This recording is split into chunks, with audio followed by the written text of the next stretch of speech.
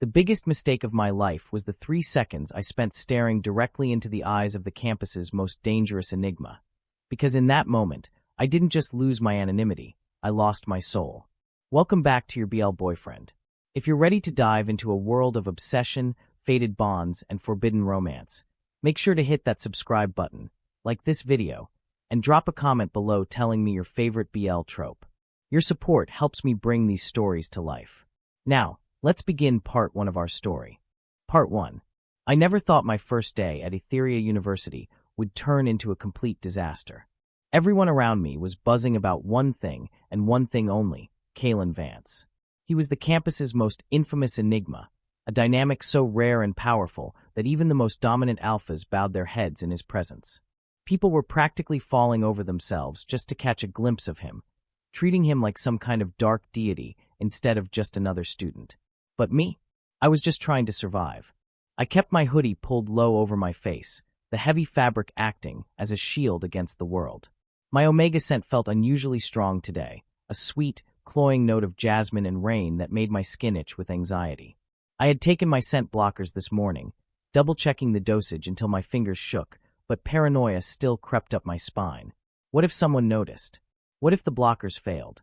In a place like this, an unprotected omega wasn't just a student. They were easy prey. The thought alone made my stomach twist into knots. When I finally found the lecture hall and pushed through the heavy mahogany doors, the entire room went silent. It was that suffocating kind of silence, the kind that feels like a physical weight.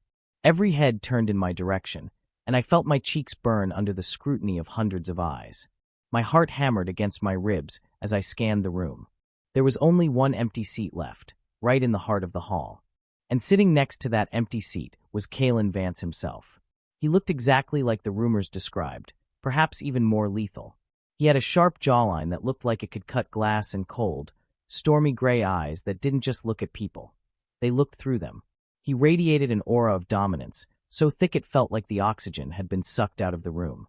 I considered just standing in the back, but the professor was already gesturing impatiently toward the empty spot. My pulse was a frantic drumbeat in my ears as I made my way down the aisle. I slid into the seat as quietly as possible, focusing all my energy on being invisible. Kalen didn't even glance in my direction. He was completely absorbed in his notebook, his handwriting sharp and precise. For a moment, a wave of relief washed over me. Maybe the rumors were wrong. Maybe he was just another arrogant rich kid who would ignore me for the rest of the semester. That relief lasted exactly 15 minutes. Halfway through the lecture, Kalen suddenly snapped his head toward me. The movement was so abrupt that I flinched, my pen skittering across my paper and leaving a jagged, ink-stained line across my notes. "You breathe really loudly," he said. His voice was a low, vibrating growl that only I could hear, but it was sharp enough to draw blood. "It's annoying." My mouth fell open in disbelief. I had been sitting here, practically holding my breath to avoid notice, and he had the audacity to complain? A surge of heat, not from my dynamic, but from pure, unadulterated anger, flooded through me. My omega instincts were screaming at me to apologize, to shrink away, to submit to the enigma's whim. But something in me snapped. I was tired of being afraid. I turned to face him fully, meeting those cold gray eyes with every ounce of defiance I possessed. "And you're incredibly entitled," I whispered back, my voice trembling but firm. "That's annoying, too." For a split second, his eyes widened. It was a flash of genuine shock, a crack in his perfect, icy facade. He looked as if he couldn't quite process that someone, an omega, no less, had just talked back to him. The rest of the class passed in a blur of tension. Kalen didn't say another word, but I could feel the weight of his presence beside me like a mounting storm. When the professor finally dismissed us, I gathered my things with frantic speed. I needed to get out of there. I needed air. But as I stepped out into the crowded hallway, that familiar prickle returned to the back of my neck. I turned around, and there he was. Kalen stood 10 feet away, arms crossed over his chest, a smirk playing at the corners of his mouth that made him look both dangerous and infuriatingly attractive. "Which pack do you belong to?" he asked, his tone casual but his eyes burning with an intense curiosity. "I'll make sure to contact them by tomorrow. You should know there are consequences for disrespecting me." My blood boiled. Who did this guy think he was? I adjusted the strap of my bag and walked straight toward him, closing the distance until I could smell his scent, something dark, woodsy, and overwhelmingly masculine. "Go ahead and try," I said, looking him dead in the eye. "I don't belong to any pack, and your threats don't scare me even a little bit." I turned on my heel and walked away, forcing myself not to look back. I wouldn't give him the satisfaction. But as I pushed through the exit doors and into the cool afternoon air, I realized my hands were shaking. I had just challenged the most powerful person on campus. I didn't know it then, but my quiet, anonymous life was over. The Enigma had found a new obsession, and he had no intention of letting me go. End of Part 1. Part 2.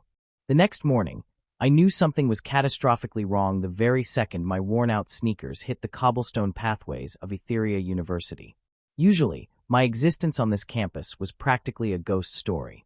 I was the scholarship kid, the invisible nobody who blended into the brickwork and shadows, desperately trying to keep his head down and his grades up.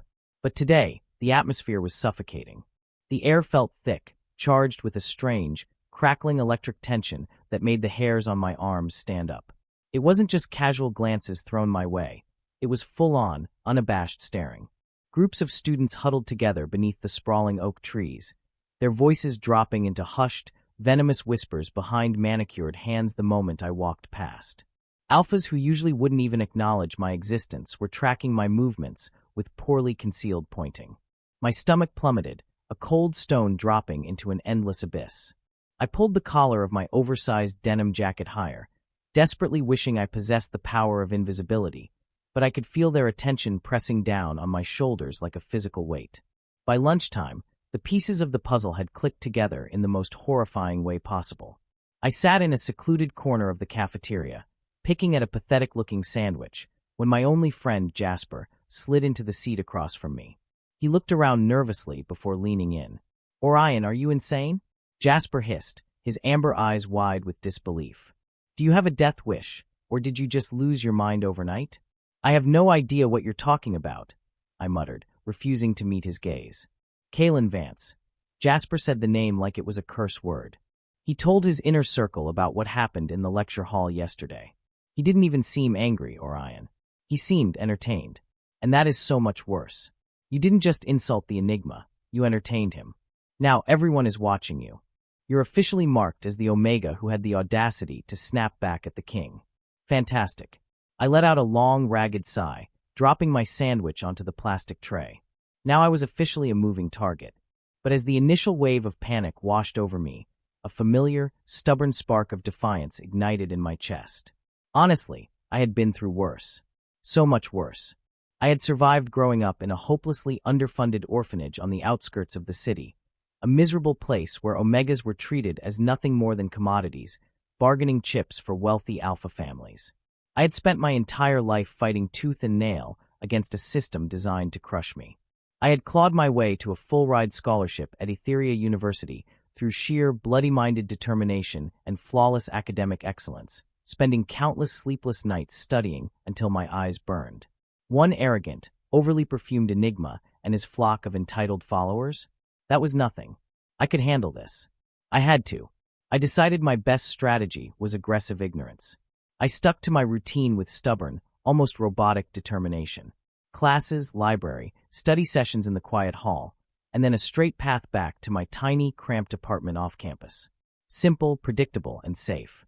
I refused to engage with the whispers. I ignored the hostile glares from beta students and the predatory smirks from alphas.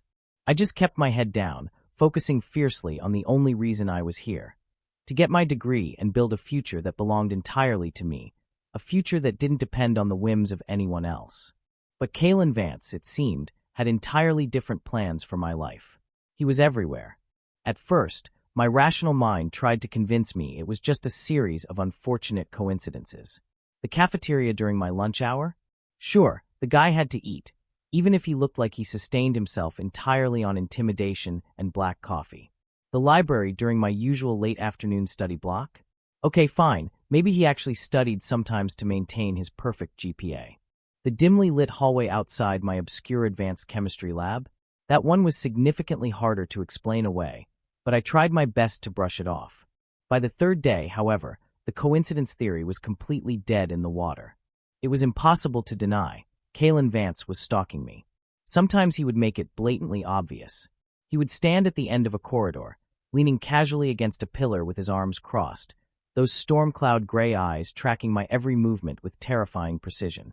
Other times, I would just catch fleeting glimpses of him at the very edge of my vision. A flash of his dark coat turning a corner, the unmistakable, imposing silhouette of him near the campus gates. Always watching. Always present. It was deeply unsettling, and I absolutely hated how hyper-aware it made me. My senses, already sharp due to my dynamic, went into overdrive. I found myself constantly checking over my shoulder, my heart performing painful acrobatics in my chest at the slightest sound. I started second-guessing my routes, taking longer, convoluted paths through the oldest parts of campus just to see if he would follow. He always did. Like a phantom, he was always just a few steps behind. The breaking point happened on a gloomy Thursday afternoon. The sky outside was an angry, bruised purple, threatening rain. I was hidden away in the most obscure, dustiest corner of the campus library, surrounded by towering stacks of ancient biology textbooks, desperately trying to focus on a massive assignment. The silence of the library was usually a comfort, but today, it felt heavy. Then I felt him. It was a visceral reaction before I even heard his footsteps. The air in the aisle seemed to drop 10 degrees, the oxygen thinning out as that overwhelming aura of dominance rolled over me. My omega instincts practically screamed, a primal warning siren going off in my brain, but I locked my jaw and refused to look up. I stared blankly at a diagram of cellular mitosis, praying that if I ignored him hard enough, he would get bored and leave. No such luck. Do you honestly think you're special? His voice sliced through the dusty silence of the library, smooth and dark like expensive velvet. A few students nearby gasped, shooting us annoyed, then instantly terrified, looks before hurriedly gathering their things and fleeing the aisle. I took a slow, deliberate breath, carefully closing my heavy textbook. I took my time, using those precious 3 seconds to lock away my trembling hands and compose my expression into a mask of pure, unbothered ice. Only then did I look up. He was standing right over my table. Close. Far too close. He was wearing a dark, tailored suit that looked effortlessly perfect, his posture radiating that infuriating blend of arrogance and power. His expression hovered somewhere between dark amusement and intense, burning curiosity. I think, I replied, keeping my voice painfully cool and detached, that you have way too much free time. Don't you have anything better to do than harass scholarship students? Maybe go brood on a balcony somewhere. His jaw tightened instantly, a distinct muscle jumping beneath the pale skin of his cheek. For a terrifying, breathless second, I thought I had pushed too far. I thought he might actually lose his temper, that the carefully maintained Enigma mask would shatter and he would unleash his full presence on me. Instead, something entirely unexpected and infinitely more dangerous happened. He smiled. It wasn't a friendly smile.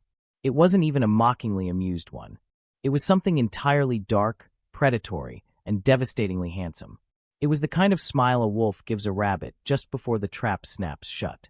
A violent shiver ripped down my spine for reasons I absolutely refused to examine. "I'm starting to like you," he murmured, taking a half-step closer. His voice dropped an octave, becoming rougher, more intimate, bypassing my ears and vibrating straight against my ribcage. "This defiance of yours, it's intoxicating. Most people fold the second I look at them. But you just glare harder."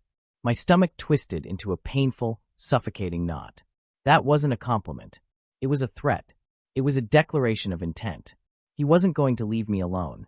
If anything, my resistance, my refusal to bow down to him, was only making him more intrigued. I was a puzzle he was determined to rip apart piece by piece.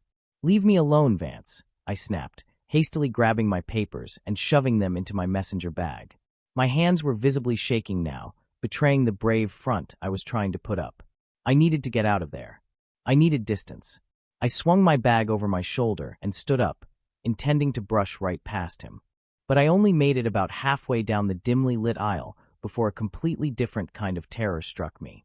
It started as a hot, prickling sensation at the base of my neck. Then a sudden, dizzying wave of weakness washed over my limbs. I stopped dead in my tracks, my eyes going wide with absolute horror as I felt it, the familiar, sickening sensation of the artificial barrier around my scent violently cracking. No. No, no, no. Not here. Not now. I pressed a frantic hand to the front pocket of my bag, digging around blindly for my emergency scent blocker inhaler. My fingers scraped against the rough fabric of the empty pocket. Nothing. I had used the very last dose that morning. I had been so stressed and paranoid about Kalen that I had completely forgotten to stop by the campus clinic to refill my prescription.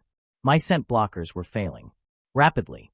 And I was standing right in the middle of Etheria University, an institution packed to the brim with elite alphas and one terrifying enigma who would be able to smell exactly what I was within seconds.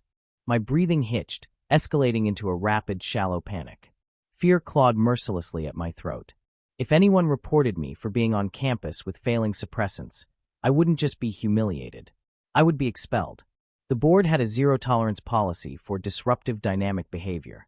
I would lose my scholarship, my dorm, my entire future. Everything I had bled and suffered for would be gone in a single heartbeat because of one stupid, careless mistake. I took a shaky step forward, desperate to run, but a shadow fell over me, entirely blocking my path. I looked up, my chest heaving, to find Kalen standing there. He had moved so silently, so fast. He was standing so close now that the heat radiating from his large frame practically enveloped me. But it was his eyes that made my blood run cold. They had changed. The storm-gray irises were almost completely swallowed by blown-out, pitch-black pupils. His chest was rising and falling heavily, and I watched in terror as his nostrils flared, taking a deep, shuddering breath. He knew. The blockers had thinned enough. He could smell my raw, unfiltered omega scent, jasmine, sweet rain, and pure, trembling fear. This scent. Kalen's voice wasn't smooth anymore. It was ragged, torn, strained in a way I had never heard before. The enigma control was slipping. This is yours. I took a desperate step backward, my spine colliding painfully with the edge of a wooden bookshelf. I was trapped. Stay away from me, I gasped out, my voice breaking. But he didn't step back. He stepped closer, eliminating the tiny sliver of space I had tried to create. There was something overwhelmingly primal, almost predatory, in the way he moved now. His gaze dragged down my face, lingering on my trembling lips, before snapping back up to my eyes. Omegas aren't allowed on campus without proper suppressants, he stated. But there was no triumph in his tone, no cruel satisfaction at catching his defiant little enemy in a hopelessly vulnerable position. If anything, he sounded completely breathless, as if he were fighting a massive internal war. I could report you right now to the dean, he whispered, leaning down until his lips were inches from my ear. You know that, right? You'd be gone by sunset. My heart shattered. This was it. This was how my story ended. The great enigma had finally found my weakness, and he was going to destroy me with it. I squeezed my eyes shut, bracing myself for the final blow, a solitary tear escaping and sliding down my cheek. But the blow never came. Instead, I heard the heavy rustle of fabric. Kalen did something so entirely unexpected, so out of character, that my brain completely flatlined. In one smooth, lightning-fast motion, he shrugged off his heavy, expensive suit jacket and threw it over my shoulders. He pulled the lapels tight across my chest, completely enveloping my smaller frame in the thick fabric and his overwhelming, intoxicating scent. "Put your arms through," he ordered. His voice was a harsh, vibrating command that left absolutely no room for argument. "Now, keep it wrapped tight. And tomorrow, you better have proper blockers, or we're going to have a real problem." I stared up at him in absolute, unadulterated shock. My mind spun uselessly, trying to process this. Why was he helping me? Why would the cruel, untouchable Kalen Vance risk his own flawless reputation by covering for a defenseless Omega who had done nothing but insult him? It made zero sense. It contradicted everything the entire campus thought they knew about him. But I didn't argue. I gripped the edges of his jacket with trembling fingers, pulling it tighter around myself. The moment the fabric settled, his enigma scent, rich cedarwood, dark rain, and an earthy spice, crashed over my senses like a tidal wave. Instantly, my panicked Omega biology recognized the scent as something dominant, protective, and devastatingly safe. My wildly racing heart began to slow down, a warm, heavy calm washing over my terrified system. It was a purely biological response, impossible to stop, even as my rational mind screamed at me that this man was danger incarnate. "Why?" I managed to choke out, my voice barely above a fragile whisper. I looked up into his dark, intense eyes. "Why are you doing this?" Kalen stared at me for a long, agonizingly silent moment. His expression was completely unreadable, a stone fortress hiding whatever storm was raging underneath.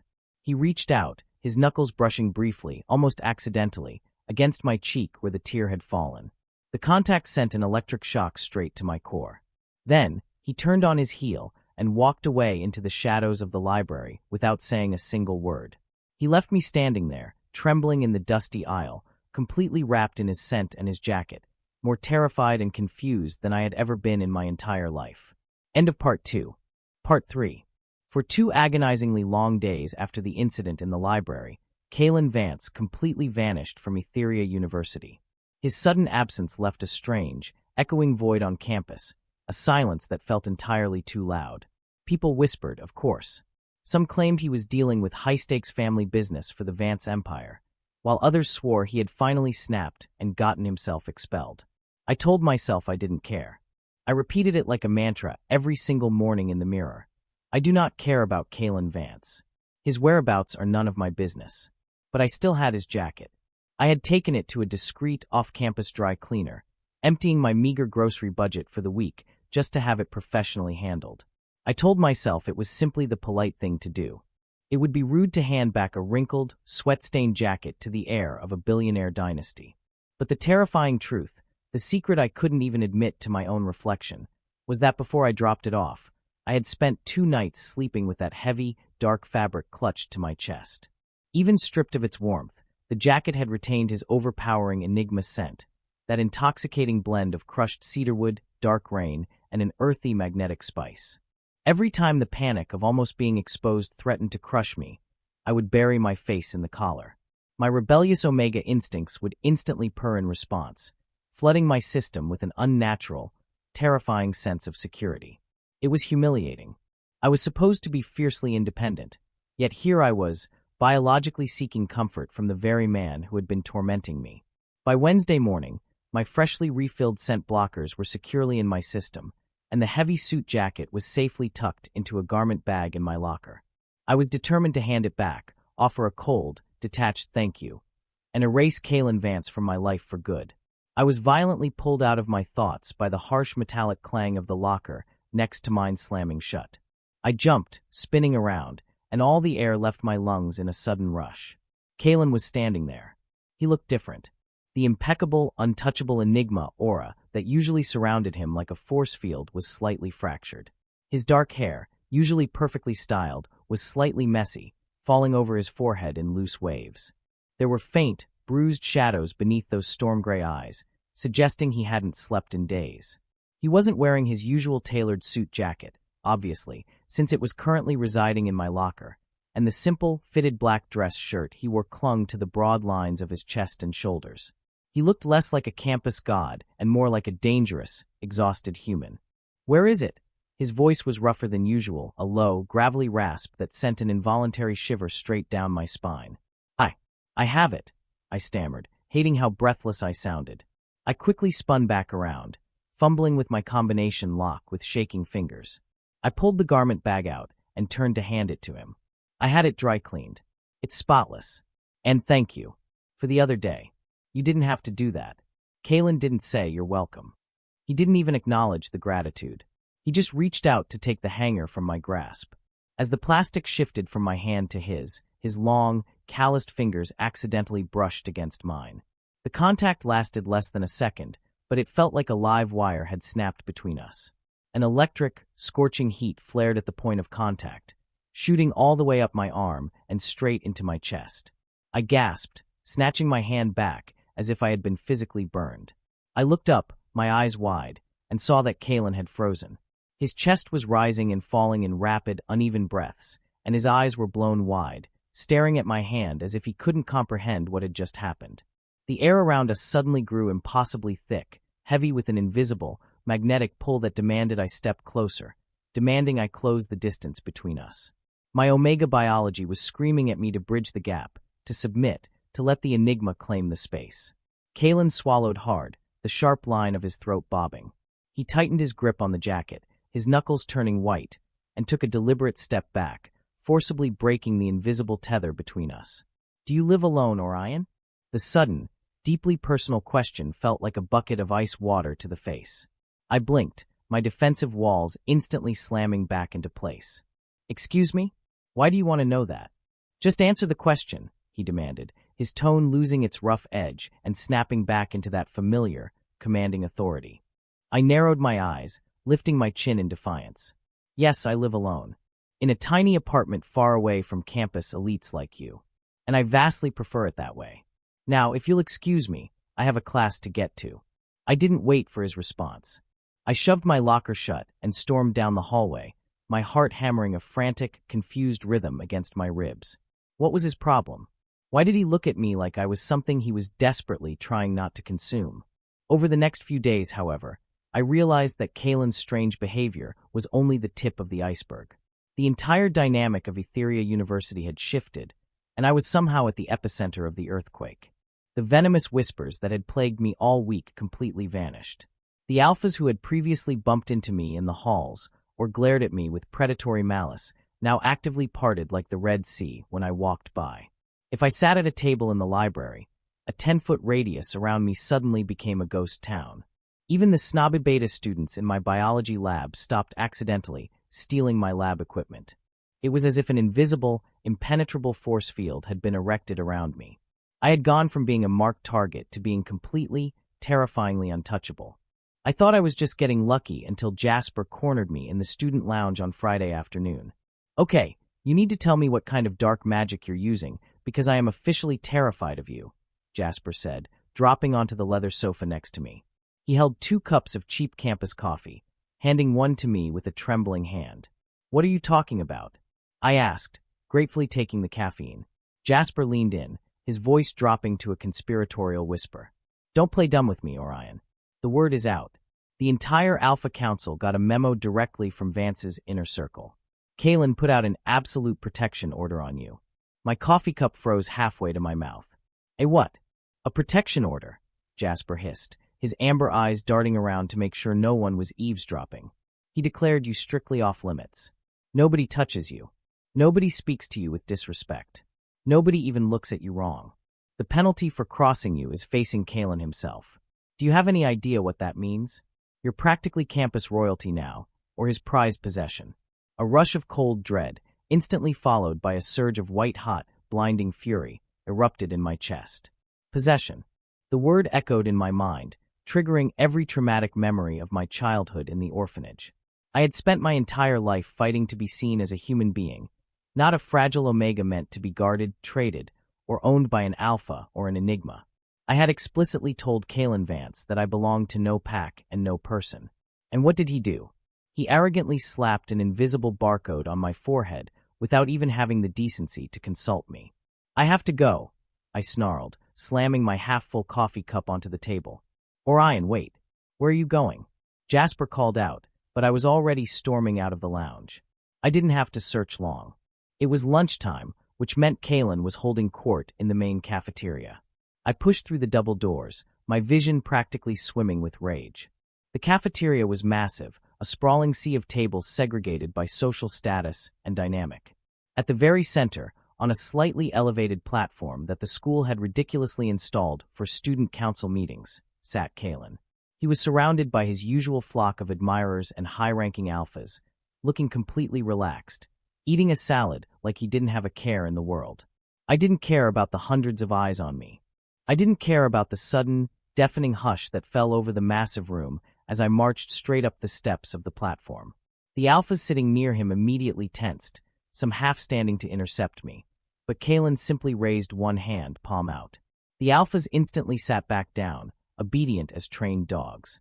I stopped right in front of his table, slamming my hands flat onto the polished wood, leaning over him. "I don't need your protection," I said.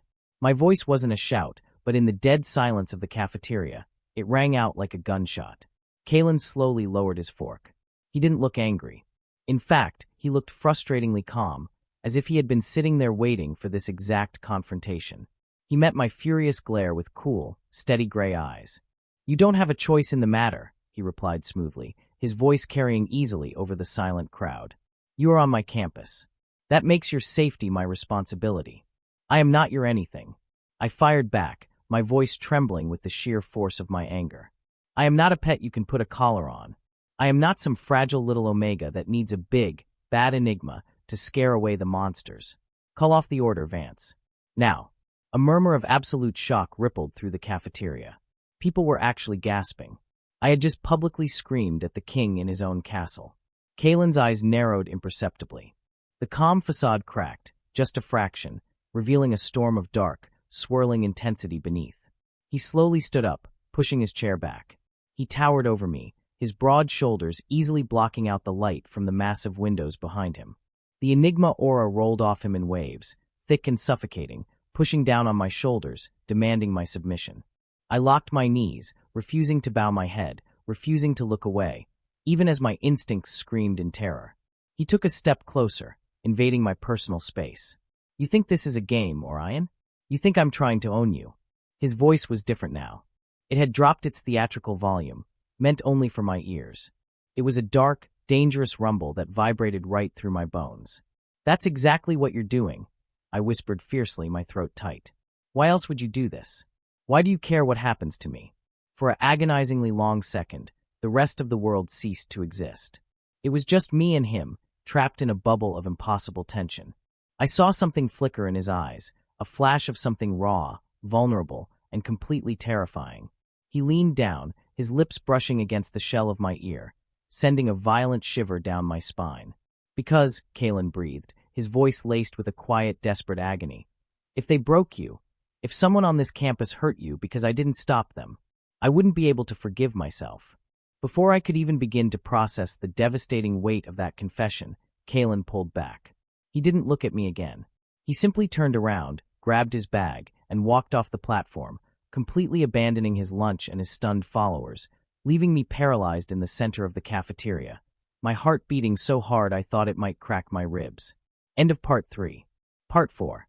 The words Kalen had whispered in the cafeteria replayed in my mind on an endless, torturous loop for the next 48 hours. If someone on this campus hurt you because I didn't stop them, I wouldn't be able to forgive myself.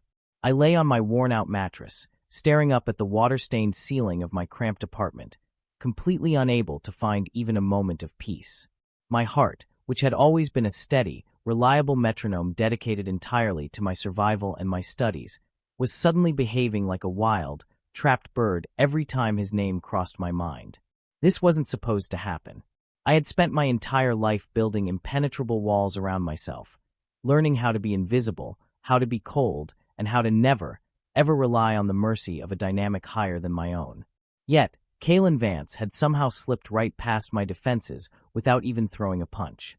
He was arrogant, commanding, and absolutely terrifying, but he had also shielded me when I was at my most vulnerable.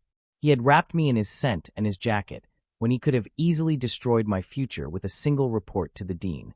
He was a walking contradiction, a beautiful, lethal puzzle that my treacherous Omega instincts were desperately begging me to solve. You look like you're plotting a murder or having a minor breakdown. Possibly both. I blinked, forcefully pulled back to reality by Jasper's voice. We were sitting in the campus courtyard on a crisp Friday afternoon. The autumn leaves were painted in brilliant shades of crimson and gold, but I hadn't noticed any of it. I buried my face in my hands, letting out a long, exhausted groan. I don't know what's happening to me, Jasper. I don't know what Kalen wants. One second he's throwing his enigma weight around, treating me like a possession, and the next he's looking at me like I actually matter. Like I'm something precious. It makes no sense. Jasper took a slow sip of his iced tea, his amber eyes unusually serious. Are you sure it makes no sense, Orion? Or are you just terrified of what it actually means? We barely know each other. I protested, dropping my hands. We don't even like each other. Are you entirely sure about that last part? Jasper asked quietly. When I couldn't formulate a response, he sighed and nudged my shoulder. Look, sitting here and overthinking yourself into a coma isn't going to fix anything. You need a distraction. You need to get out of your own head, and tonight is the perfect opportunity.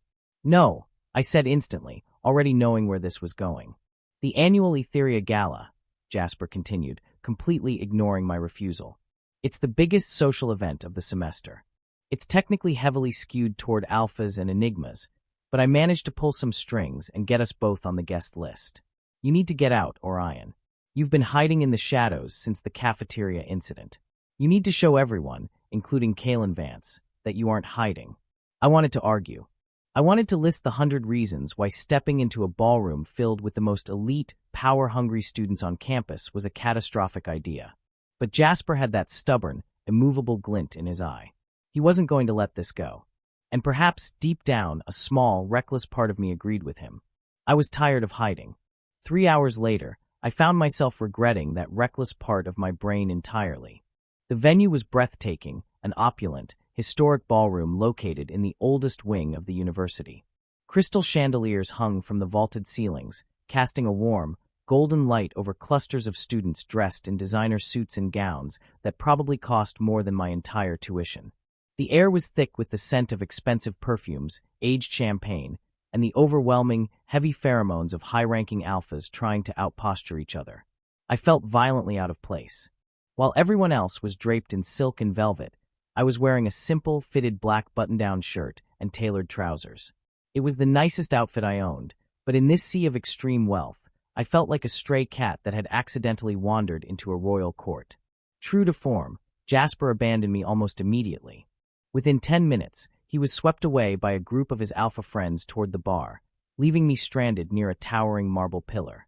I retreated into the deepest shadow I could find, nursing a glass of sparkling water and mentally counting down the exact number of minutes I had to stay before I could reasonably escape without Jasper guilt-tripping me for the next month.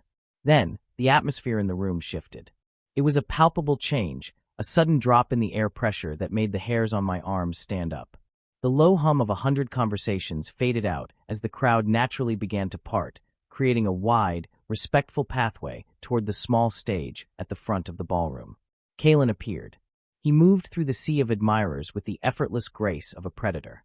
He was wearing a midnight blue velvet suit that fit his broad shoulders so perfectly it looked sculpted. His dark hair was styled back, emphasizing the sharp, aristocratic lines of his jaw and cheekbones. He looked devastating.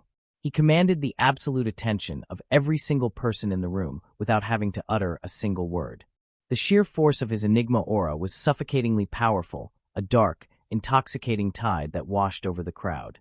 He took the microphone on the stage with practiced ease, launching into a welcome speech about the university's legacy of leadership and excellence.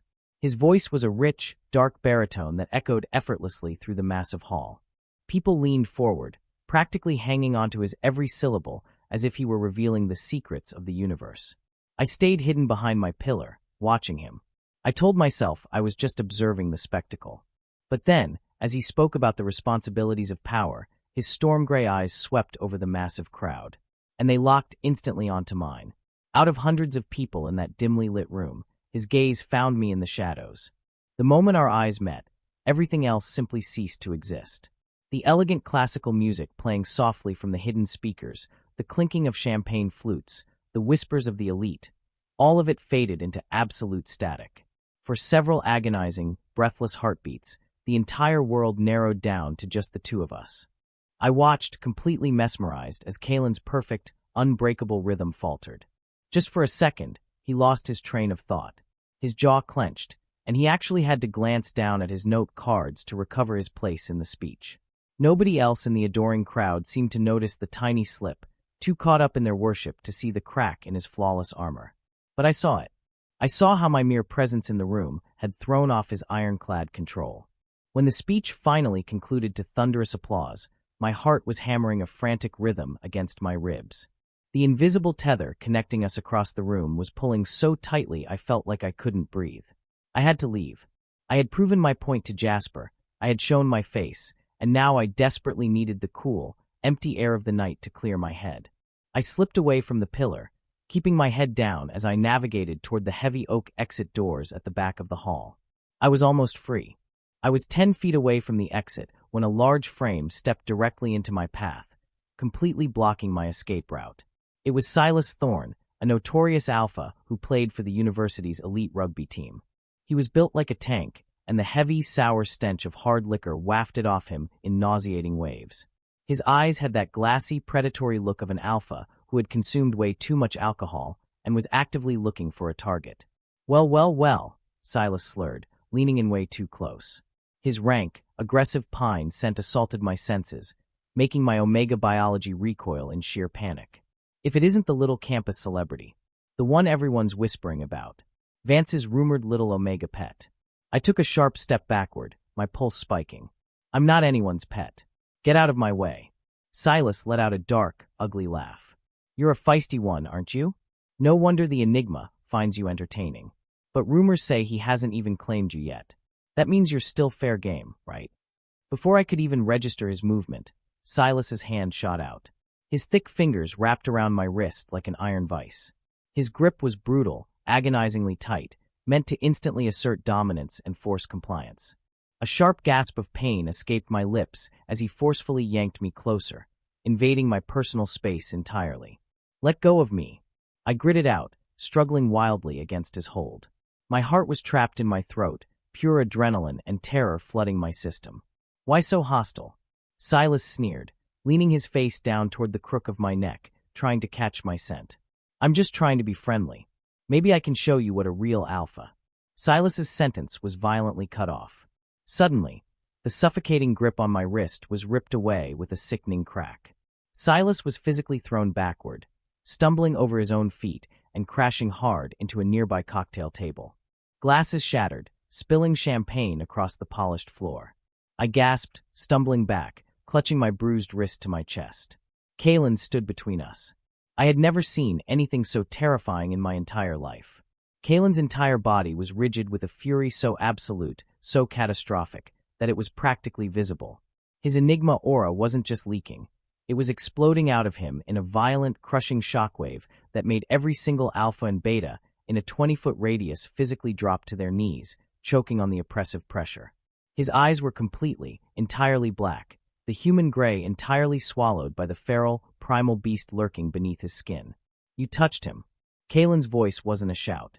It was a low, demonic whisper that scraped against the walls of the ballroom, carrying more deadly promise than any scream ever could. Silas's alcohol-induced bravado evaporated in less than a second.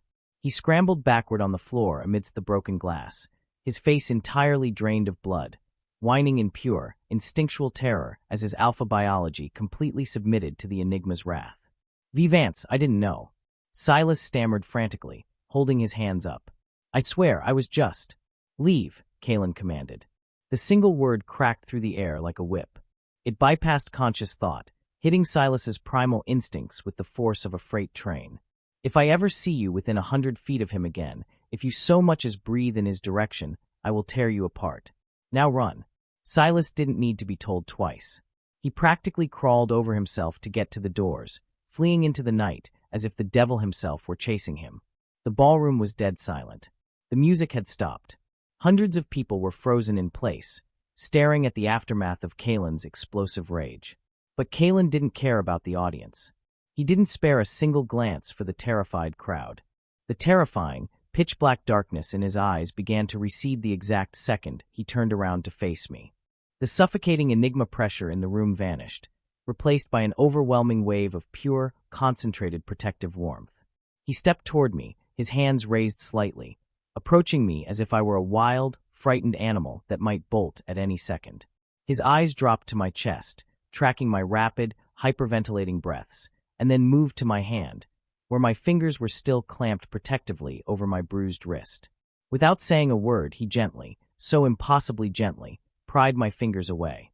He cradled my injured wrist in his massive, warm hands. His thumb softly brushed over the reddening skin where Silas had grabbed me. Come with me, he whispered softly, his voice rough with lingering adrenaline. He didn't wait for an answer. He laced his fingers delicately through mine, keeping me anchored to his side, and guided me away from the staring crowd. He pushed open a set of heavy glass doors, leading us out onto a private, secluded balcony overlooking the sprawling university grounds. The cool night air instantly hit my flushed skin, helping to clear the dizzying fog of panic from my brain. Kalen closed the doors behind us, muting the noise of the ballroom, leaving us completely isolated in the quiet dark. He didn't let go of my hand. He stood close, his chest rising and falling heavily. I could feel the heat radiating from him, could smell the sharp spike of distress in his cedarwood scent. Are you hurt? His voice was laced with a vulnerability I had never heard before. He looked down at my wrist again, his jaw clenching as if the sight caused him physical pain. I'm fine, I whispered, though my voice trembled, betraying my shock. He just grabbed me. You didn't. You didn't have to do that in front of everyone. Kalen stepped even closer, his other hand coming up to gently cup the side of my face. His thumb traced my cheekbone, his touch so incredibly tender it made my heart ache. This is exactly what I've been trying to prevent, Kalen said, his voice thick with emotion, his storm gray eyes locking onto mine with desperate intensity. Do you understand now, Orion? Do you understand why I can't just leave you alone? This world is cruel, and they will try to tear you down simply because you exist. This is why I need to make sure you are protected. I swallowed hard, fighting the overwhelming urge to lean into his warm palm. I told you, Kalen. I am not your responsibility. Yes, you are, he replied instantly, no hesitation in his voice. He stepped forward until our chests were almost touching, his enigma presence enveloping me entirely, safe and absolute. You don't understand it yet, Orion. But you are. You are mine to protect. And I will burn this entire university to the ground before I let anyone hurt you again. End of Part 4. Part 5. I did not sleep a single minute that night. I lay in my narrow bed, staring blankly at the water-stained ceiling of my apartment, my mind violently replaying every single second of what had happened on the balcony. The protective, catastrophic fury in Kalen's storm-gray eyes when he looked at Silas. The shocking, agonizingly gentle way his massive hands had cradled my bruised wrist. The way his voice had cracked, vibrating with a raw, desperate vulnerability when he told me he would burn the university down to keep me safe. I turned over, burying my face into my pillow, but I couldn't escape him. Even now, hours later, the phantom sensation of his thumb brushing against my cheekbone made my skin burn. My pulse raced, betraying the walls of logic and defense I had spent my entire life building. I was terrified, not of him, but of the terrifying realization dawning in the darkest corners of my mind. I was starting to let him in. I had survived my cruel childhood by learning a fundamental, unshakable rule. Never trust anyone with more power than you, and never, ever rely on an alpha or an enigma for salvation. They always wanted a price. But Kalen Vance was systematically dismantling every belief I held. He hadn't asked for anything. He hadn't demanded my submission. He had simply wrapped himself around my fragile existence like an impenetrable fortress, demanding nothing but my safety. And the most dangerous part, my treacherous Omega biology was beginning to sing in his presence, craving his dark cedarwood and rain scent with a hunger that scared me to death. Morning came, bringing with it a shockwave that ripped through the very foundations of Etheria University. I had barely stepped onto the main quad when I felt the chaotic energy buzzing in the air. Students were huddled in tight groups, their phones out, voices hushed but frantic. Jasper found me near the grand fountain, his amber eyes wide, practically vibrating with disbelief. "Have you checked the student portal?" Jasper gasped, grabbing my arm and pulling me out of the main pathway. "No, my phone died," I said, a pit of anxiety instantly forming in my stomach. "Jasper, what happened?" "Silas Thorne," Jasper breathed out, his voice laced with awe and a healthy dose of fear. "He's gone, Orion. Not just suspended. Expelled. The official statement said it was for gross misconduct and violation of the Etheria Code. But the rumor mill is going absolutely insane. Apparently, Kalen's lawyers contacted the university board at 2 in the morning. They didn't just kick Silas out. They blacklisted his entire family from university affiliations. Silas's athletic career is completely dead. He packed his bags and left campus before sunrise. I stared at Jasper, my mind blanking out. Expelled. Blacklisted. Ruined. In the span of a few hours, Kalen had completely obliterated a high-ranking alpha's life without breaking a sweat, all because Silas had grabbed my wrist. I should have been furious. I should have been outraged by the blatant display of untouchable privilege and Kalen's arrogant interference in my life. I had explicitly told him I wasn't his responsibility. But as I stood there in the chilly autumn air, a terrifyingly warm, heavy wave of relief washed over me. For the first time in my life, someone had fought for me. Someone had looked at the monsters in my world and decided to destroy them on my behalf. But I couldn't let him think he owned me. I couldn't lose my autonomy. I left Jasper standing by the fountain and tore across the campus. I knew exactly where to find him. It was a Tuesday, which meant Kalen had an advanced theoretical physics seminar in the old science wing. I paced outside the heavy oak doors of the lecture hall, my heart pounding a frantic rhythm against my ribs until the bell finally rang. Students began to pour out, parting like the red sea the moment they saw me standing there. I was Kalen Vance's untouchable Omega now. Nobody dared to even look me in the eye. Finally, Kalen emerged. He looked immaculate in a dark charcoal sweater that highlighted his broad chest, his expression cool and detached. But the exact second his gray eyes locked onto mine, that mask vanished. He stopped dead in his tracks, his posture shifting, instantly zeroing in on me. Without giving myself a second to hesitate or giving him a chance to speak, I marched forward, grabbed the fabric of his sleeve, and yanked him toward the nearest empty classroom. A collective gasp echoed in the hallway. I had just grabbed the campus enigma like he was a misbehaving child. But Kalen didn't resist. He followed me effortlessly, his massive frame slipping into the empty chemistry lab behind me. I slammed the door shut, hitting the lock, enclosing us in the quiet, sterile space. "You got Silas expelled," I said, not bothering to phrase it as a question. I spun around to face him, my chest heaving. "You destroyed his entire life." Kalen leaned casually against the edge of a black laboratory desk, crossing his arms over his chest. He looked completely unbothered by my accusatory tone. In fact, his eyes dropped immediately to my wrist, checking to make sure it wasn't bruised. "Yes," Kalen answered simply, his dark velvet voice carrying a chilling finality. "Is that a problem, Orion?" "Yes, it's a problem," I practically shouted, the days of confusion and suppressed emotion finally boiling over. "You can't just play God with everyone on this campus. You can't just control every single aspect of my life. I told you I didn't want your interference. And I told you that your safety is my priority," Kalen fired back, his demeanor shifting. He pushed off the desk, taking a slow, deliberate step toward me. The air in the lab grew heavy, charged with his enigma dominance, but he kept it tightly leashed, ensuring he didn't suffocate me. "You think this is about control? You think I enjoy having to watch you constantly, terrified that some arrogant alpha is going to lay their hands on you? If I don't protect you, you won't be safe. This campus is full of predators, Orion. I have survived predators my entire life." I screamed back, my voice cracking, all my carefully maintained composure crumbling into dust. I didn't back away as he approached. I tilted my chin up, glaring into his intense gray eyes. "I don't need you to be my savior. I just want to understand. Why me? Out of everyone in this entire elite university, why are you doing this? Why do you care so much about what happens to me?" Kalen went completely, frighteningly still. His hands, which had been relaxed at his sides, slowly curled into tight fists. The silence that stretched between us was deafening, thick with the weight of unspoken, world-shattering truths. I watched the battle raging behind his eyes, the enigma instinct warring with a deeply human, desperate fear.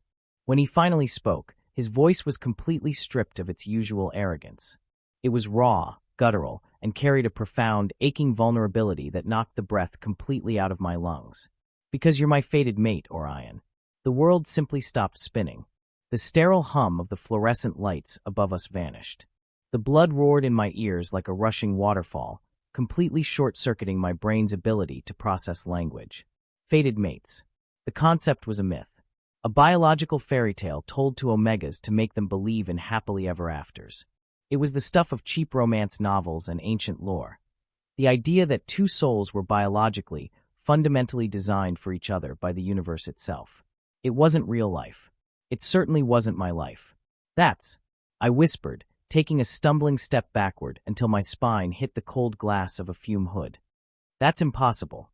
That's not real." "It is real. It's reality." Kalen took a step toward me, his hand reaching out instinctively, but he forced himself to stop, clearly terrified of spooking me further. "That afternoon in the library, when your scent blockers failed. The second I breathed you in, my entire biological makeup recognized you. Enigmas don't just like people, Orion. Our instincts are violently absolute. Everything in my blood, my soul, my enigma nature, it all knows that you belong with me. You are the other half of my soul." My heart was racing so fast I felt genuinely dizzy. Black spots danced at the edge of my vision. "No." I shook my head frantically, my breathing shallow. No. I don't want this. I don't want to be bound to anyone. I know," Kalen cut me off, but his tone wasn't cruel. It was devastatingly gentle, carrying a heartbreaking level of understanding. "I know you don't want me. You probably hate me for what I am. And I swear to you, Orion, I am not going to force you into anything. That's not what this is about. I don't want to own you. I just want to love you. The confession hit me like a physical blow. The most terrifying, ruthless enigma on campus was standing before me, stripping away all his armor, practically begging me to understand his agony. But I can't change the truth of what we are, Kalen continued, his voice thick with unshed emotion. That's why I tried to stay away from you. I tried to give you space. But every time you're in danger, every time someone looks at you with disrespect, my enigma side loses its mind. I am biologically wired to tear the world apart to keep you safe. I couldn't speak. My throat had closed up entirely, choked by a violent storm of emotions I didn't know how to navigate. Fear, confusion, anger, they all raged inside me. But underneath the panic, buried deep in my chest, was something else. A terrifying, undeniable warmth. My Omega biology was practically weeping with joy, recognizing the truth in his words, recognizing its ultimate protector. But my rational mind, heavily scarred by years of trauma, completely panicked. Without saying another word, without giving him a chance to explain further, I bolted. I shoved past him, threw open the heavy door of the chemistry lab, and ran. I ran from Kalen Vance, from his impossible confession, from the terrifying reality of destiny. I sprinted down the hallways, ignoring the shouts of surprised students, not stopping until I was miles off campus, pounding on Jasper's apartment door like my life depended on it. When Jasper finally opened the door, a gaming headset around his neck and a confused smile on his face, I completely broke down. I fell into his tiny apartment, gasping for air, the tears I had been fiercely holding back finally spilling over. Orion, what's wrong? What happened? Jasper grabbed my shoulders, his face pale with concern. Everything spilled out of me in a chaotic, hysterical rush. The confrontation, Silas, the confession, the fated mate revelation, my complete, utter inability to process the fact that the campus enigma wasn't just obsessed with me. He was destined for me. Jasper pulled me onto his worn-out couch, listening to the entire story without interrupting, without judging my panic. When I finally ran out of words, sobbing quietly into my hands, the room fell silent. So, fated mates are actually real, Jasper whispered in absolute awe. I always thought that was just a bedtime story they told us. It ruins everything, Jasper, I cried, wiping my face in frustration. What am I supposed to do? I don't know him. He's an enigma. He's everything I've spent my life running away from. Jasper sat down beside me, wrapping a warm, comforting arm around my shaking shoulders. Is he, Orion? Think about it. He's powerful, yes. He's terrifying, definitely. But he hasn't hurt you. In fact, he's done the exact opposite. He protected you when your blockers failed. He shielded you from Silas. He gave you a choice when his biology is probably screaming at him to just claim you and be done with it. Jasper tilted my head up, forcing me to look at him. His amber eyes were incredibly soft, carrying a wisdom I desperately needed. Listen to what your heart is telling you, Orion, Jasper said quietly. Not the traumatized kid from the orphanage. Not the defensive Omega. Listen to your heart. Does it really want to run away from him? And as I sat there in the quiet apartment, the scent of dark cedarwood and rain still faintly clinging to my clothes, I realized the most terrifying truth of all. No, it didn't. End of Part 5. Part 6. That night, alone in the suffocating silence of my cramped apartment, I stared at the glowing screen of my phone for a solid hour. My thumb hovered over the keyboard, trembling slightly. Jasper's words kept echoing in my mind, fighting a relentless war against my deeply ingrained survival instincts. Listen to your heart. Does it really want to run away from him? The truth terrified me more than the enigma himself ever could, because the answer was no. I took a deep, shuddering breath, trying to steady my racing pulse, and finally typed out a single, fragile message to the number Kalen had slipped into my bag weeks ago. I need time. Please. I just need time to think about everything. I hit send and immediately tossed the phone onto my mattress, burying my face in my hands, bracing myself for his reaction. Would he be angry? Would his enigma pride demand immediate submission? Would he show up at my door and shatter the last remaining pieces of my defensive walls? My phone buzzed against the worn blanket, less than 5 seconds later. I reached out blindly, pulling the screen into view. Take all the time you need, Orion. I'm not going anywhere. Whenever you're ready, I'll be here. Tears pricked the corners of my eyes. He wasn't pushing. He wasn't demanding. The most powerful, untouchable force on this campus had just knelt at the gates of my walls and promised to wait in the rain until I was ready to open the door. I set the phone aside, staring up at the water-stained ceiling, and for the first time in my entire life, I felt the terrifying, beautiful sensation of feeling truly safe. 2 weeks passed in a strange, suspended sort of limbo. Kalen kept his promise with a rigorous, almost agonizing dedication. He gave me the space I had begged for. I still saw him around campus, of course. Etheria University wasn't big enough to completely avoid a man who practically owned it. I saw him in the lecture halls, in the shadowy corners of the library, sitting across the vast expanse of the cafeteria. But he never approached me. He maintained a physical distance, though the invisible, magnetic tether between us never broke. I could feel his heavy, storm-gray eyes on me constantly. He was always watching, always silently ensuring my path was clear, that no arrogant alpha dared to even breathe in my direction. He was my silent, untouchable guardian angel disguised as a ruthless enigma. And somewhere during those 14 days of excruciating silence, something fundamental shifted inside me. I started noticing Kalen's absence more than his terrifying presence. When I sat alone in the library, I found myself instinctively turning my head, hoping to catch a glimpse of his dark silhouette against the bookshelves. I missed the suffocating, grounding weight of his cedarwood and rain scent. I missed the way his jaw would clench when someone looked at me too long. I even missed his infuriating habit of appearing out of nowhere just to aggravate me. The realization didn't hit me all at once. It crept up on me slowly, like the rising tide, until I was completely submerged. It wasn't just my omega biology desperately responding to an enigma's call. It wasn't just the fated mate bond pulling my strings like a puppet. It was me, Orion. The traumatized, fiercely independent scholarship student had completely, irreversibly fallen in love with Kalen Vance. I loved the human behind the terrifying mask. I loved the man who had destroyed his own reputation just to wrap his jacket around my shivering shoulders. I was in love with him, and I was finally brave enough to admit it. I decided I was going to tell him on a Friday night. I had stayed late at the campus library, drafting the conversation in my head 1,000 times over until my brain felt like mush. The autumn air had turned bitterly cold, a heavy, freezing fog rolling in off the nearby river as I made my way home through the quieter, dimly lit streets on the edge of the university grounds. The streetlights flickered overhead, casting long, eerie shadows on the damp pavement. I pulled my scarf tighter around my neck, my mind completely consumed by thoughts of Kalen. I was so distracted by my own racing heart that I didn't hear the danger until it was almost entirely too late. The screech of tires ripping against wet asphalt tore through the quiet night. I froze, my head snapping to the left.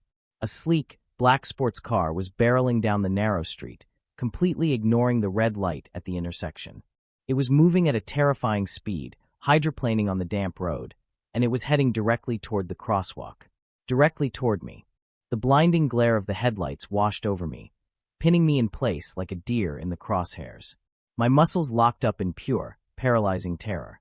I couldn't breathe. I couldn't move. My mind just registered the blinding light and the deafening roar of the engine. This is it, my brain supplied numbly. Then, the world exploded. A massive, incredibly powerful force slammed into me from the right side. The impact completely knocked the air from my lungs, lifting me entirely off my feet, just a fraction of a second before the sports car tore through the exact spot I had been standing. We hit the hard, unforgiving pavement violently, rolling several times across the rough concrete. But I didn't feel the devastating scrape of the road. I was completely encased. A large, muscular body had wrapped around me entirely, taking the full, brutal brunt of the impact, shielding my head and spine from the concrete with his own flesh and bone. We finally skidded to a halt in the damp gutter, my ears ringing violently from the noise of the speeding car fading off into the distance. Orion. The voice was frantic, completely stripped of any composure. Large, trembling hands were instantly running over my arms, my shoulders, my face, frantically checking for broken bones. Orion, answer me. Please. Are you hurt? I gasped, my lungs finally remembering how to pull in oxygen. I opened my eyes, blinking through the dizzying fog of adrenaline, and saw Kalen hovering over me. His storm-gray eyes were blown wide with absolute, unadulterated terror. He looked completely feral, his enigma aura thrashing wildly in the air around us, a storm of panic and rage. I'm okay. I choked out, my hands instinctively reaching up to grip the front of his torn shirt. I'm fine. Kalen, I'm fine. He let out a ragged, broken exhale, dropping his forehead against my shoulder for a second. His chest was heaving against mine. Thank God, he whispered, his voice trembling. But as he pushed himself up slightly to look at me again, the sickly yellow glow of the street lamp illuminated the side of his body. My heart stopped dead in my chest. Kalen, you're bleeding. I gasped, all my previous fear instantly transferring to him. His dark sweater was ripped to shreds along his left arm, the fabric soaked with dark, heavy blood. The skin beneath was scraped raw and deep from the pavement. There was a jagged cut along his cheekbone, bleeding steadily down his jaw, and he was holding his left shoulder at a stiff, unnatural angle. He had thrown himself between a speeding car and the concrete to save my life. It's nothing, Kalen dismissed instantly, his eyes still frantically scanning my face. I heal fast. We need to get you checked out. We're going to the hospital. You are bleeding everywhere. I interrupted, pushing myself up to a sitting position. A fierce, protective surge of adrenaline flooded my system. We're not going to a hospital where they'll ask a million questions about the Enigma heir getting into a street fight with a car. My apartment is 2 blocks away. You are coming with me, and I am cleaning those wounds. Kalen looked stunned by my sudden, commanding tone.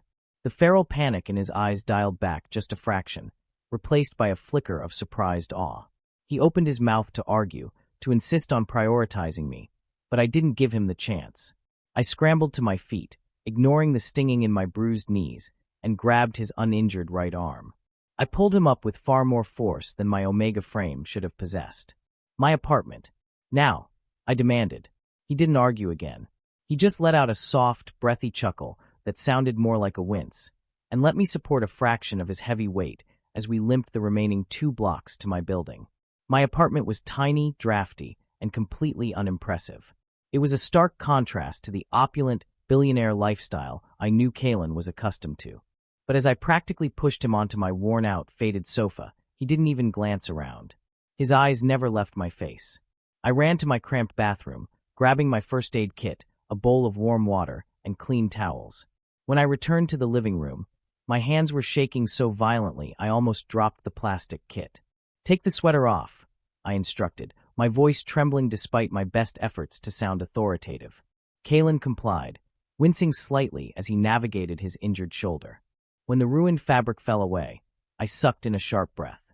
His torso was sculpted, heavily muscled perfection, but the entire left side of his arm and shoulder was a mess of deep abrasions, already swelling and bruising a dark, angry purple.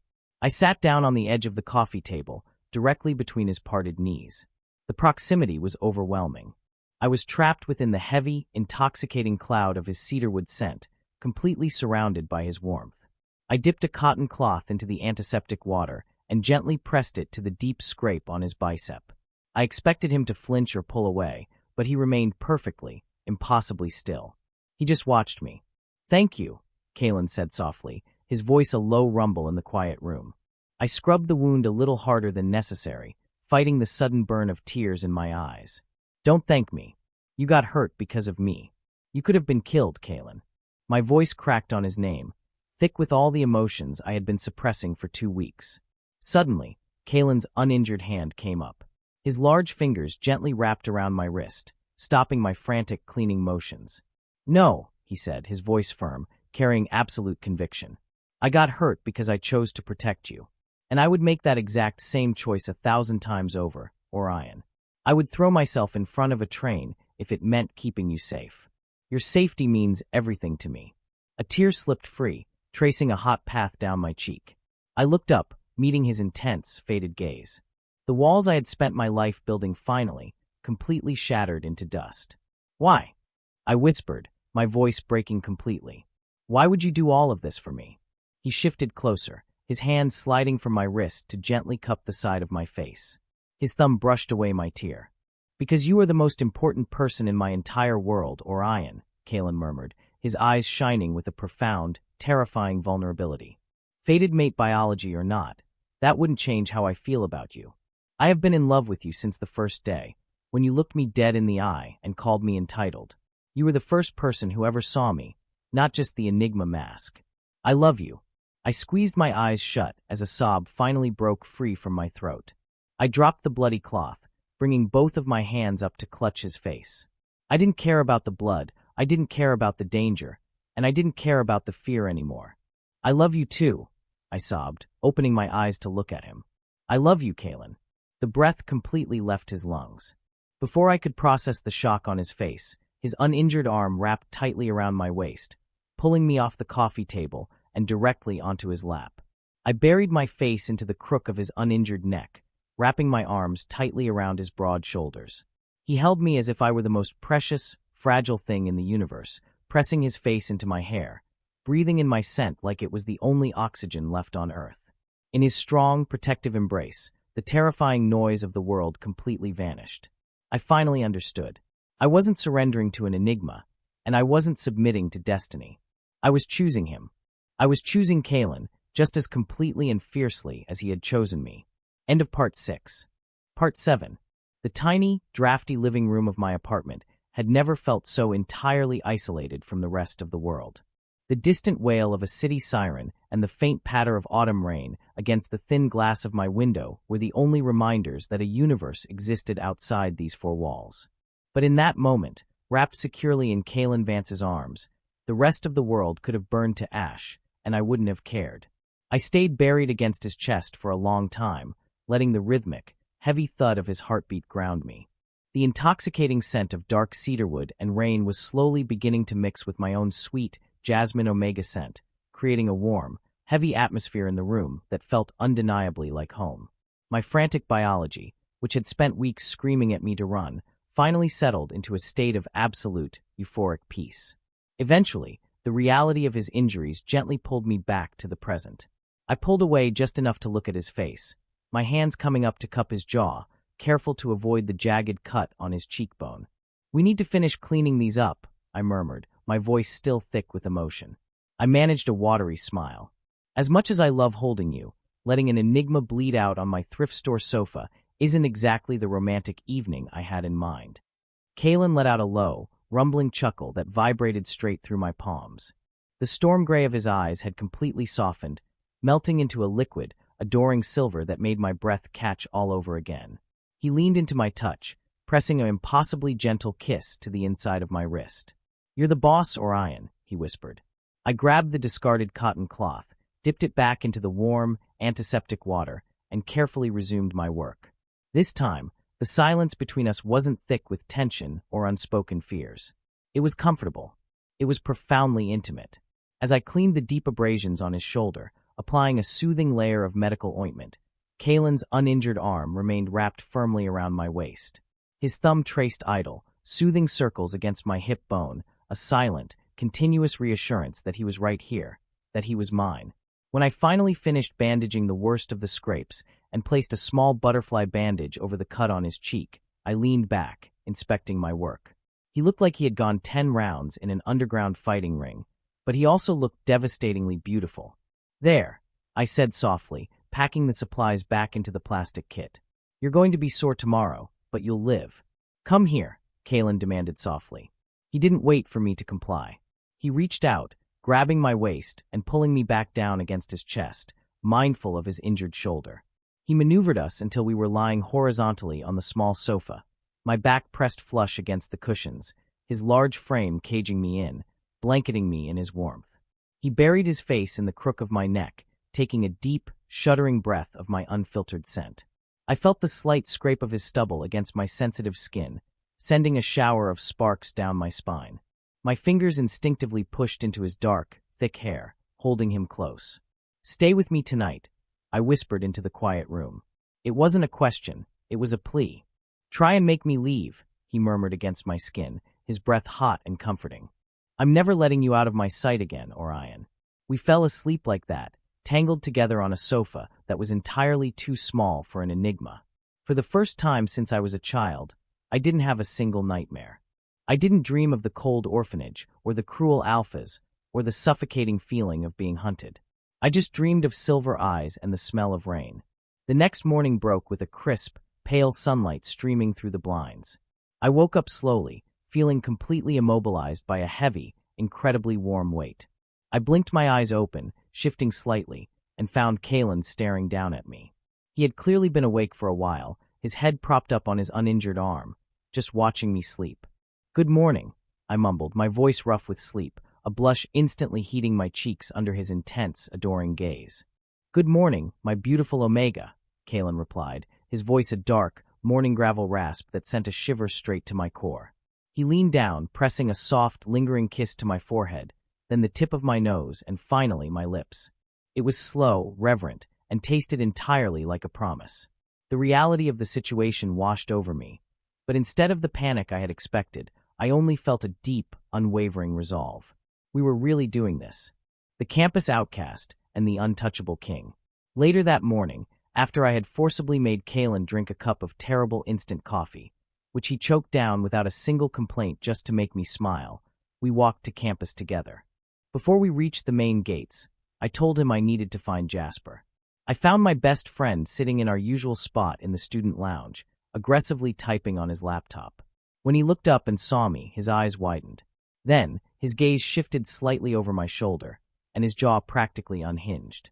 I didn't have to look back to know Kalen was standing exactly 3 feet behind me, a massive, silent shadow, radiating an enigma aura that screamed mine to anyone who dared to look too closely. "Jasper," I started, suddenly feeling incredibly shy. I wrung my hands together. We." Jasper looked from me, blushing furiously, to Kalen, who was staring down at the beta with a look of cool, terrifying assessment. Then a massive, knowing grin broke across Jasper's face. He slammed his laptop shut and leaned back in his chair, crossing his arms. "Finally," Jasper laughed, shaking his head. "Sweet mother of all that is holy, I was getting so incredibly tired of watching you two aggressively brood and dance around each other." The sexual tension was practically a fire hazard for the entire university. "Jasper," I gasped, my face burning as red as a tomato. Behind me, Kalen let out a low, rumbling laugh. He stepped forward, closing the distance between us, and effortlessly wrapped his arm around my waist, pulling my back flush against his chest. He rested his chin on the top of my head, looking at Jasper. "He's right, you know," Kalen said smoothly, his enigma presence dialing back into something warm and pleased. "You were very stubborn, Orion." "Oh, shut up," I muttered, but I leaned back into his solid embrace, a smile tugging at the corners of my mouth. "Well, congratulations," Jasper beamed, standing up and packing his bag. "But I highly suggest you brace yourselves. The rumor mill has been completely dead since Silas got expelled, but the second you two step out into the main quad holding hands, the entire university is going to absolutely implode." Jasper wasn't exaggerating. When Kalen and I walked out of the student lounge and stepped into the sprawling, crowded space of the main quad, the reaction was instantaneous, and it was entirely explosive. The low hum of hundreds of conversations didn't just fade, it hit a brick wall. People literally stopped dead in their tracks. Textbooks slipped from hands. Coffee spilled onto the cobblestones. Every single pair of eyes on campus snapped toward us, widening in absolute, unadulterated shock. Kalen didn't flinch. His posture was impeccable, his face set in that mask of cold, untouchable aristocratic authority that he wore so well. But his actions told a completely different story. He didn't just walk beside me. As we stepped into the center of the quad, Kalen shifted his hand, lacing his long fingers perfectly through mine. He lifted our joined hands slightly, making sure every single alpha, beta, and omega in the vicinity saw it. Then, he flared his enigma aura. It wasn't an attack. It wasn't the suffocating, crushing wave of dominance he had used on Silas. This was a claim. A heavy, dark, and incredibly potent wave of cedarwood and rain rolled across the courtyard, completely entwined with the sweet, unmistakable scent of my jasmine. He was broadcasting to the entire world, on a biological level, that our scents were mingled. He was declaring that I was his fated mate, his chosen equal, and completely, undeniably under his absolute protection. The alphas in the crowd immediately lowered their heads, baring their necks in a primal show of submission to the enigma's claim. The betas hurriedly stepped out of our path, clearing a massive, 10-foot-wide walkway for us to pass through. I kept my chin high, gripping Kalen's hand back just as tightly. My heart was pounding, but it wasn't out of fear. It was out of pride. For the first time in my life, I wasn't hiding in an oversized hoodie. I wasn't making myself small. I was walking through the center of Etheria University alongside the most powerful man in the world, and I knew, without a shadow of a doubt, that no one would ever dare to hurt me again. "You okay?" Kalen murmured, leaning down slightly so only I could hear his deep voice. "Never better," I whispered back, shooting him a blinding smile. We made it all the way to the steps of the main administrative building, basking in the stunned silence of the student body, when the illusion of our perfect victory was suddenly shattered. Waiting at the top of the marble steps were 3 men. They weren't students. They wore immaculate, tailored charcoal suits, earpieces, and sunglasses, looking like they had stepped straight out of a covert military operation. Standing in front of them was an older alpha with silver hair at his temples and a face carved from granite. He shared Kalen's sharp jawline and storm-cloud eyes, though his were significantly colder. I felt Kalen's entire body instantly go rigid. The warm, protective aura wrapping around me completely vanished, replaced by a violent, freezing wall of defensive hostility. His grip on my hand tightened to the point of pain, and a low, terrifying growl actually ripped its way out of Kalen's throat. "Father." Kalen spat the word like it was a deadly poison. Marcus Vance, the patriarch of the Vance dynasty and one of the most ruthless enigmas in the country, looked down at our joined hands with an expression of pure, unadulterated disgust. "Kalen." Marcus's voice was a chilling boom that echoed across the stone courtyard. "We need to talk. Now. The board has been informed of your little indiscretion, and the Vance family does not accept charity case Omegas into its bloodline." My blood ran ice cold. The fairy tale was over. The real war had just begun. End of Part 7. Part 8. The air in the quad didn't just turn cold. It crystallized into jagged shards of pure, suffocating ice. Marcus Vance didn't need to raise his voice or make any sudden, threatening movements. He simply stood at the top of the marble stairs, looking down at us with the absolute, devastating arrogance of a man who owned the world and everyone in it. His enigma aura was vastly different from Kalen's. While Kalen's presence felt like a heavy, dark storm rolling over a forest, his father's aura was like an industrial press, cold, metallic, and designed to crush anything that dared to stand in its way without a single ounce of mercy. I felt the pressure hit me like a physical blow to the chest. My knees instantly buckled under the agonizing weight of the elder enigma's dominance. The terrified Omega instincts inside me screamed to hit the ground, to bare my neck, to surrender completely to the apex predator in the room. But before my knees could even touch the cobblestones, Kalen moved. He stepped entirely in front of me, using his massive frame as a physical shield. He didn't just flare his aura to protect me. He unleashed a catastrophic, feral explosion of power. The scent of crushed cedarwood and dark rain turned sharp, acidic, and violently hostile. It collided with his father's metallic pressure in midair, creating an invisible shockwave that actually made the glass panes in the administrative building rattle. Several students in the crowd let out terrified whimpers, dropping to their knees, unable to withstand the crossfire of 2 enigmas going to war. "Do not speak about him like that," Kalen growled. The sound didn't even sound human. It was a guttural, demonic vibration that tore from the deepest depths of his chest. His storm-gray eyes had gone completely, terrifyingly black. "Take that aura down right now, Marcus, or I swear to God I will tear your throat out on these steps." Marcus didn't flinch, but his eyes narrowed imperceptibly. He recognized the absolute, unhinged lethality in his son's voice. Kalen wasn't making a threat. He was stating a biological fact. An enigma pushed to protect their fated mate had no concept of family, law, or restraint. They only knew survival and slaughter. Slowly, agonizingly, the elder Vance dialed back his crushing pressure, though his expression remained a mask of pure disdain. "You are making a public spectacle of yourself, Kalen," Marcus said, his voice dripping with condescension. "Over what? A fleeting obsession with a broken, lower-class Omega? The Vance bloodline requires strength, pedigree, and perfection, not a charity case plucked from a miserable orphanage. The board of directors is already drafting the paperwork. By noon today, his scholarship will be completely revoked. He will be expelled from Etheria University, and he will be thrown right back into the gutter where he belongs." My heart stopped. The words sliced through my chest like a heated blade. Revoked. Expelled. Everything I had bled for, every sleepless night, every tear I had shed to build a future for myself, gone in a single sentence. This was exactly what I had always feared. This was why I had built my wall so high. Power always won. "If you touch his scholarship," Kalen's voice was deathly quiet, carrying a horrific calm that was far more terrifying than his rage. "If you so much as look at his academic records, I will dissolve the Vance Corporation." Marcus let out a short, mocking laugh. "You are an heir, Kalen. You do not have the power to dissolve a multi-billion-dollar empire." "No, I don't," Kalen agreed, his black eyes practically burning a hole through his father's skull. "But I do have the private ledger, the offshore accounts, the illegal alpha suppression protocols the company funded in the global south.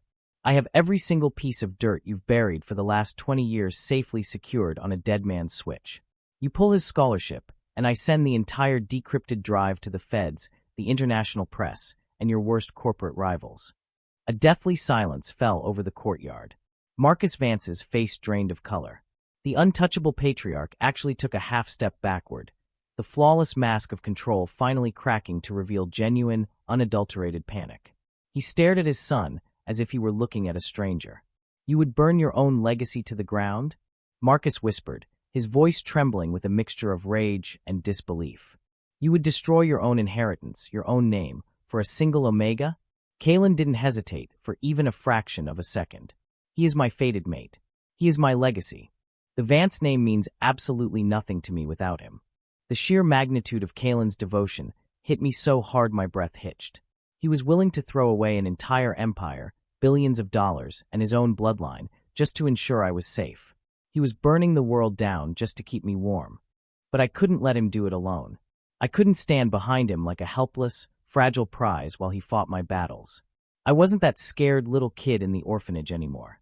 I was Orion, and I was the fated mate of the most powerful enigma on this campus. I took a deep breath, fighting through the lingering terror in my veins, and stepped out from behind Kalen's broad back. Kalen instantly reached for me, a flash of panic crossing his features, but I caught his hand and laced my fingers tightly with his. I squeezed his hand, a silent promise that I wasn't running. Then, I looked up the marble steps, locking my gaze directly onto Marcus Vance. "You can take my scholarship," I said. My voice wasn't as loud or as booming as an enigma's, but in the dead silence of the quad, it rang out clear as a bell, steady and completely devoid of fear. "You can take my degree. You can use your money and your power to try and ruin my life. But you will never, ever take him from me." Marcus sneered, looking at me like I was an insect. "You have no power here, boy. You are nothing." "You're right," I replied, lifting my chin, refusing to break eye contact. "I don't have money. I don't have a prestigious last name. I don't have a board of directors to do my dirty work. But I have him. And unlike you, I didn't have to force him to stand by my side using threats and manipulation. He chose me, and I am choosing him." I looked at the older enigma, pouring every ounce of the fierce, unyielding survival instinct I had honed over my entire life into my gaze. "If you expel me, Kalen leaves with me. If you cut him off, we build a new life together. You think my background makes me weak? It makes me unbreakable. I know how to survive with nothing. Do you? Because if you push this, Kalen will pull that trigger, and you will lose everything. The choice is yours, Mr. Vance." The crowd was completely breathless. Even the security guards standing behind Marcus looked visibly shocked. An Omega, a scholarship student with no pack and no backing, was publicly backing down the most feared enigma in the country. Marcus stared at me for a long, agonizing minute. I could see the gears turning in his head, calculating the risks, weighing the sheer, feral determination in Kalen's eyes against his own corporate greed. He realized, with a sickening clarity, that he had lost. You cannot negotiate with an enigma when it comes to their mate. Marcus's jaw clenched so hard I thought his teeth might shatter. He adjusted the cuffs of his expensive suit, a pathetic attempt to regain some semblance of dignity. "You are a fool, Kalen," Marcus spat, his voice vibrating with venom. "You have officially alienated yourself from this family. Do not ever expect a dime of my money, or an ounce of my protection, ever again. You are on your own. I have everything I need right here," Kalen replied coldly, tightening his grip on my hand. Marcus didn't say another word. He turned on his heel, gesturing sharply to his security detail, and marched back into the administrative building, the heavy glass doors slamming shut behind him, signaling the end of his reign of terror over our lives. The moment he disappeared from sight, the suffocating tension in the courtyard shattered. Kalen instantly turned to me, dropping his defensive posture completely. His large hands came up to frame my face, his thumbs gently sweeping over my cheekbones, his storm-gray eyes frantically searching mine for any sign of lingering fear or regret. "Are you okay?" he whispered, his voice trembling slightly with adrenaline. "Did he hurt you?" "Orion, I swear, if he—" "I'm fine," I interrupted softly, covering his massive hands with my own. I looked up at him, a watery, brilliant smile breaking across my face. "I've never been better." Kalen let out a sound that was half laugh, half sob. He didn't care that there were still hundreds of students staring at us. He didn't care that we were standing in the middle of the main quad. He wrapped his arms around my waist, pulled me flush against his chest, and crashed his lips down onto mine. The kiss was everything. It was desperate, passionate, and overwhelmingly tender all at once. It tasted like rain and adrenaline, an absolute victory. I melted against him, wrapping my arms around his neck, my fingers burying themselves into his dark hair. The sweet, heavy scent of our mingled pheromones washed over us, sealing the fated bond completely and irreversibly. The crowd around us finally broke into a massive, deafening cheer, but I barely heard it. My entire universe was right here, holding me. When we finally broke apart, breathless and smiling like idiots, Kalen rested his forehead against mine. "You do realize," Kalen murmured, a teasing, boyish glint returning to his eyes, "that you just publicly threatened a billionaire. You're a menace, Orion." "I learned from the best," I whispered back, leaning up to kiss him one more time. "Besides, I had to protect my enigma. Someone's got to keep you out of trouble." Kalen laughed, a rich, beautiful sound that echoed brightly in the morning air. He laced his fingers through mine once again, bringing my knuckles to his lips for a soft kiss. "Let's go home." Years later, I would still look back on that day as the moment my life truly began. Marcus Vance kept his word. He cut Kalen off completely, but he never dared to touch my scholarship or leak our locations, terrified of the leverage Kalen still held over him. But Kalen didn't need the Vance empire. He was brilliant, driven, and fiercely independent. He built his own company from the ground up, entirely on his own terms, and completely devoid of the corruption that poisoned his father's legacy. As for me, I graduated at the top of my class. I wasn't the invisible scholarship student hiding in the shadows anymore. I was an honors graduate, a respected researcher, and most importantly, I was endlessly, hopelessly loved. I stood in the kitchen of our spacious, sunlit apartment, pouring 2 cups of coffee. The front door unlocked, and the heavy, comforting scent of cedarwood and rain instantly filled the room. Kalen walked in, dropping his briefcase by the door. He looked older, even more handsome, with the relaxed, easy confidence of a man who had fought his demons and won. He didn't even take his coat off before walking up behind me, wrapping his strong arms around my waist, and burying his face in the crook of my neck. He breathed in my sweet jasmine scent, letting out a long, contented sigh as his body relaxed against mine. "Rough day at the office?" I asked softly, leaning back into his solid chest. "Doesn't matter," Kalen murmured, pressing a soft kiss to the sensitive skin just below my ear, right over the dark, elegant bite mark that permanently marked me as his mate. "I'm home now, and you're here. That's all that matters." I turned around in his arms, looking up into those storm-gray eyes that used to terrify me, but now only brought me infinite peace. I reached up, gently brushing a stray lock of dark hair from his forehead. The campus enigma that everyone had feared, the untouchable god of Etheria University, had given up the entire world just to hold me. And every single day, as I looked at the man who had loved me enough to burn his own legacy to the ground, I knew that being his destined Omega was the greatest gift the universe could have ever given me. End of story. Wow, what an incredible journey Kalen and Orion have taken us on. Let's take a few minutes to dive deeper into the themes and character arcs that made this story so captivating. At its core, this story is a beautiful subversion of the traditional Enigma and Omega dynamic. In a society where power, wealth, and biology strictly dictate your place in the world, Orion starts off as the ultimate underdog. He is a scholarship student with no pack, heavily scarred by a traumatic past, whose entire survival strategy revolves around being completely invisible. But what makes Orion such a phenomenal protagonist is his unyielding resilience. He might be terrified, but he never actually backs down. Even in that very first lecture hall scene, his instinct to submit is overpowered by his demand for basic human respect. He refuses to be just another pawn in an Enigma's game, and that defiance is his true superpower. Then we have Kalen Vance. On the surface, he is the terrifying, untouchable campus god. He wears his enigma dynamic like a heavy suit of armor, using his overwhelming power to keep the world at a calculated distance. But the moment his fated mate is introduced, that flawless armor shatters. What makes Kaelin's character arc so compelling is that his dominance isn't used to oppress Orion. It is weaponized entirely to protect him. Kaelin realizes that the very world he was born to rule is inherently toxic and dangerous to the person he loves. His journey is about learning how to be a safe haven rather than a dictator. The climax of the story, the tense confrontation with Marcus Vance, perfectly ties these emotional arcs together. It would have been so easy for the narrative to let the powerful Enigma do all the saving.